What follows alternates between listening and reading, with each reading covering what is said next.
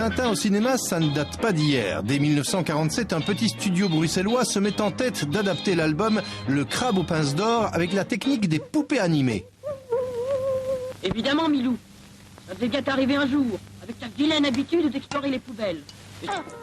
Mais le producteur fait faillite et ce premier long métrage un peu bancal déçoit Hergé. Dès la fin des années 30, il dit souvent dans les interviews, oui, on me parle tout le temps de dessins animés. On me dit, mais pourquoi ne pas faire Tintin en animation? Mais Hergé se méfiait. Il disait, j'ai un tempérament réaliste, pour moi mes histoires sont vraies, et je les verrai plus avec des acteurs que sous forme de dessins animés.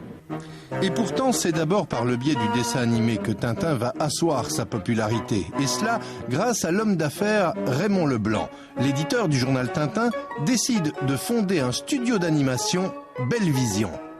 Leblanc rêvait de l'animation, pensait que ça allait étendre son empire, faire connaître les personnages un petit peu partout.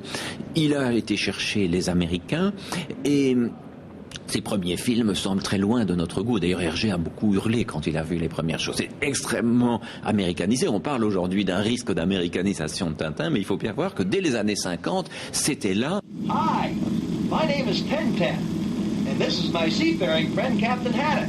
Ahoy, bitch! Parallèlement au dessin animé, le cinéma français va s'intéresser à Tintin. Le producteur André Barret imagine une aventure inédite, Tintin et le mystère de la Toison d'Or, et un jeune inconnu est choisi parmi des centaines de candidats. Quand on se souvient du mystère de la Toison d'Or et des Oranges Bleues, on se souvient avant tout de l'acteur.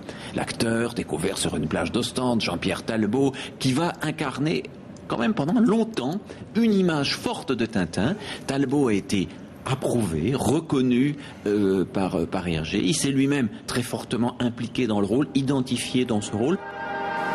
Au tournant des années 70, le studio Belle Vision va produire 2 grands dessins animés pour le cinéma. Tintin et le lac aux requins, précédés par Tintin et le temple du soleil. Mais Hergé, très circonspect, garde ses distances. Malheureusement, on peut dire que le Temple du Soleil, comme Tintin et les Lacs aux requins, sont un peu des films sans réalisateur. Ce sont des films de producteurs, ce sont des films d'animateurs, avec toutes les qualités qu'il peut y avoir, mais il n'y a pas le regard d'un réalisateur. Et Hergé, très vite, s'est dit qu'il allait peut-être user son énergie et perdre son temps et se désespérer. En 1982, quand Hergé apprend que Spielberg, qui vient de réaliser le premier film d'Indiana Jones, s'intéresse à Tintin, il est enfin enthousiaste. Hergé disait tout à la fin de sa vie, à propos du projet de Spielberg, « Je serai sans doute trahi, j'espère être trahi talentueusement ». Aujourd'hui, avec Le Secret de la licorne, non seulement Hergé n'a pas été trahi, mais le talent est là. En cinéma, on appelle ça un happy end.